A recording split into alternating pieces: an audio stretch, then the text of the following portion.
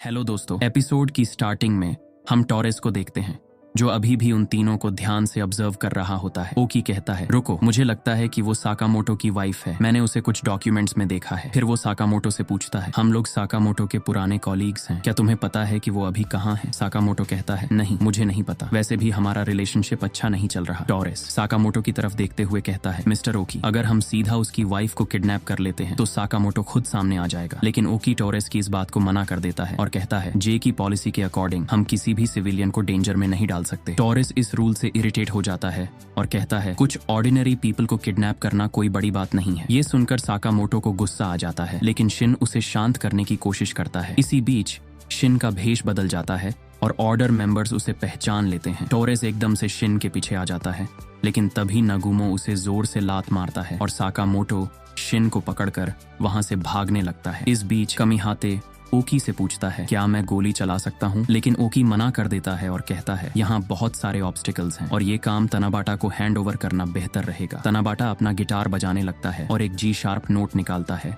जो सीवर्स के नीचे से होकर साकामोटो, शिन और नागुमो की तरफ बढ़ता है और मैनहोल से बाहर निकलकर ब्लास्ट हो जाता है, जिससे वो तीनों हवा में उड़ जाते हैं। साकामोटो किसी तरह अपने फीट पर लैंड करता है और इस अटैक को एनालाइज करने लगता है। उसे जल्दी ही समझ आ जाता है कि ये बॉम्ब नहीं था, लेकिन इससे पहले कि वो पूरी तरह रिकवर कर पाता, तनाबाटा का एक और अटैक आता है और इस बार उसके हाथ में एक केबल चुभ जाती है। जैसे ही तनाबाटा अपना गिटार बजाता है, उसका म्यूजिक इतना ज्यादा पावरफुल होता है कि वो साकामोटो के दिमाग में रिवर्बरेट करने लगती है, जिससे साकामोटो कुछ देर के लिए हिल नहीं पाता। तनाबाटा कहता है, मैं हमेशा न्यू म्यूजिक बनाने के प्रेशर को फील करता हूँ। तभी ओसारागी और कमिहाते अचानक हवा में साकामोटो के पीछे आ जाते हैं और उस पर अटैक करने ही वाले होते हैं, लेकिन शिन उनके सामने आ जाता है और जोर से स्टॉप बोलता है। शिन की एबिलिटी देखकर ओसारागी और कमिहाते दोनों सरप्राइज हो जाते हैं और आपस में टकराकर नीचे गिर जाते हैं। ये मौका देखकर साकामोटो और उसकी गैंग वहां से भाग निकलती है। टॉरेस कहता है, क्या हमें उनके पीछे जाना चाहिए? लेकिन ओकी टॉरेस को कहता है, अनप्लैन्ड बैटल्स कई बार एक्सीडेंट्स का रीजन बन सकती हैं। दूसरी ओर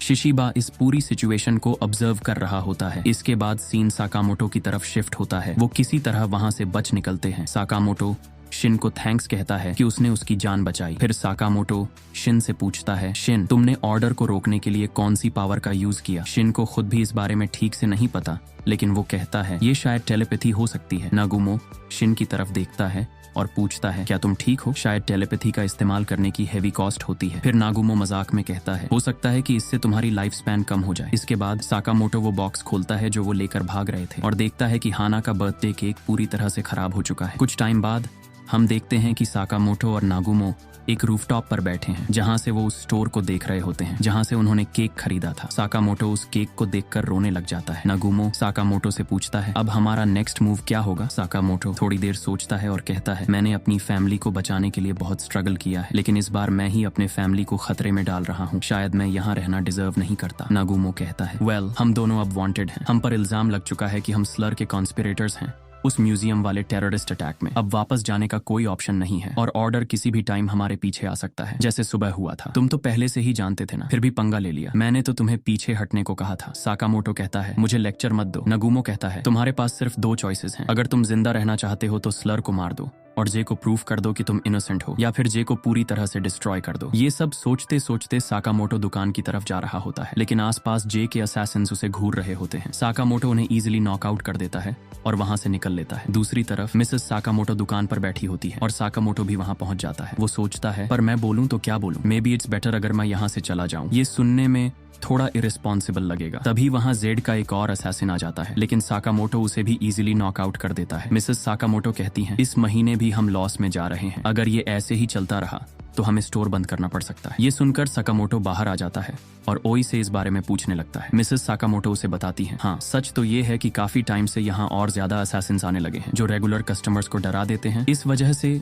सेल्स भी गिर रही हैं और ऊपर से स्टेशन के पास नए कन्वीनियंस स्टोर्स खुल रहे हैं। एक छोटी शॉप के लिए उनसे कम्पीट करना मुश्किल हो रहा है। मुझे माफ करना, मुझे पता है कि तुम पहले से ही काफी चीजें हैंडल कर रहे हो। साकामोटो कहता है, नहीं, मुझे माफ कर दो, मुझे फील ही नहीं हुआ। शायद अब टाइम आ गया है कि हम कहीं और एक सेफर जगह शिफ्ट हो जाएं। मिसेस साकामोटो कहती हैं, पर मैं ये शॉप नहीं खोना चाहती। हमने मिलकर इसे शुरू किया था। हमारी सारी स्ट्रगल्स, सारी खुशियां, ये जगह उन्हीं मेमोरीज से भरी हुई है। इसके बाद हमें दिखाया जाता है कि कैसे उन दोनों ने स्टोर शुरू किया था। उनकी एक डॉटर हुई, फिर वो शिन से मिले, फिर वहाँ लू और हिसुके भी आ गए और उनकी फैमिली का हिस्सा बन गए। अब प्रेजेंट टाइम में मिसेस साकामोटो कहती हैं, सॉरी, शायद मैं सब और हार्ड बना रही हूँ। साकामोटो कहता है, नहीं थैंक्स हुई, मैं भी नहीं चाहता कि ये शॉप खत्म हो जाए। हमने मिलकर इसे बनाया है एक ऐसी जगह जो मेरी अपनी लगती है। इसके बाद हम देखते हैं कि साकामोटो ग्रैनी मिया के स्टोर में आ जाता है और सबको अपने पास बुलाता है। शिन कहता है, मिस्टर साकामोटो, आप क्या देख रहे हो? साकामोटो शिन को बताता है, शिन, जे के कितने ब्रांचेस हैं जापान में? शिन सोचते हुए कहता है, देखते हैं, शायद 13। फिर पीछे से वूताक कहता है, जापान में 37, ओवरसीज में 4, और अगर अफिलिएटेड असैसिन कंपनीज को भी गिना जाए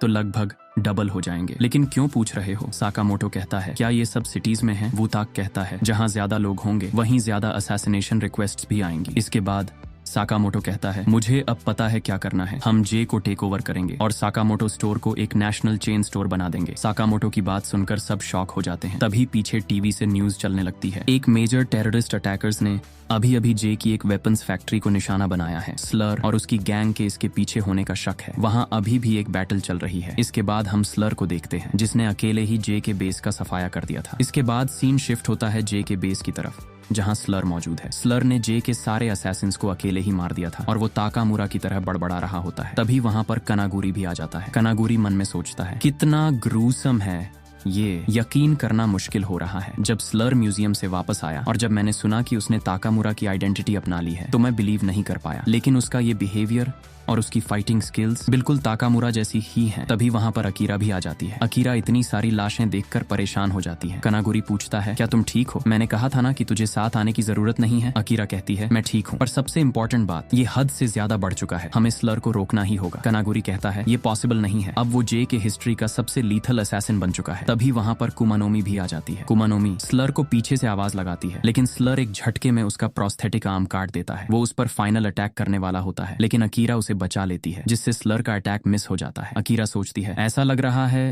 कि शायद स्लर अभी तक पूरी तरह ताकामुरा की पर्सनालिटी पर कंट्रोल नहीं कर पाया। कुमानोमी कहने लगती है, मुझे यकीन नहीं हो रहा, स्लर ने मुझ पर अटैक किया, हम फैमिली हैं। अकीरा उसे संभालने के लिए आगे बढ़ती है, लेकिन कुमानोमी उसका कॉलर पकड़ लेती है और गुस्से में कहती है, चुप कर, स्लर ऐसा नहीं था जब तक तुम यहाँ नहीं आई थी। मुझे ओल्ड स्लर वापस चाहिए, अभी के अभी। अकीरा कनागुरी से मदद मांगती है, लेकिन ऑब्वियस सी बात है कि वो उसकी मदद नहीं करेगा। इसके बाद हम स्लर के अंदर ताकामुरा को देखते हैं। ताकामुरा एक चेयर पर बैठा होता है, लेकिन तभी वहां पर अकाओ आ जाती है और ताकामुरा पर अटैक करके स्लर पर टेक ओवर कर लेती है। अब स्लर के अंदर अकाओ की पर्सोना है। अकाओ अकीरा से कहती है, ये अटैक बहुत क्लोज था। तभी कुमानोमी बहुत ज्यादा गुस्से में आ जाती है और कहती है, तुम जो भी हो, मेरे स्लर को वापस करो। वो अकाओ पर अटैक करने वाली होती है, लेकिन अकाओ एक ही थप्पड़ में कुमानोमी को दूर फेंक देती है। अकाओ कहती है, यहाँ से चले जाओ, अभी के अभी। स्लर उस ओल्ड मैन को कंट्रोल नहीं कर सकता। ध्यान से सुनो, हम सिर्फ स्लर की मेमोरीज की एक इमेजिनेशन है। अकीरा कहती है, अकाओ तुम कहना क्या चाहती हो? अकाओ कहती है, मैं सिर्फ स्लर की मेमोरीज का एक हिस्सा हूँ। अकीरा कहती है, तुम झूठ बोल रहे हो, अगर ये सच है तो तुम मुझे कैसे जानती हो? मैंने तो कभी स्लर से मिली भी नहीं। अकाओ कहती है, मैंने स्लर से तुम्हारे बारे में बहुत बातें की थी। अकीरा ये सुनकर अकीरा चौंक जाती है और पूछती है, क्या मतलब है तुम्हारा रिलेशनशिप क्या था? इसके बाद हमें स्लर के पर्सपेक्टिव से उसकी बैक स्टोरी दिखाई जाती है कि आखिर वहां पर हुआ क्या था, स्लर ने अकाओ को क्यों मारा और इसके आगे क्या होगा वो हम देखेंगे अगली वीडियो में। और इसी के साथ आज का वीडियो खत्म होता है।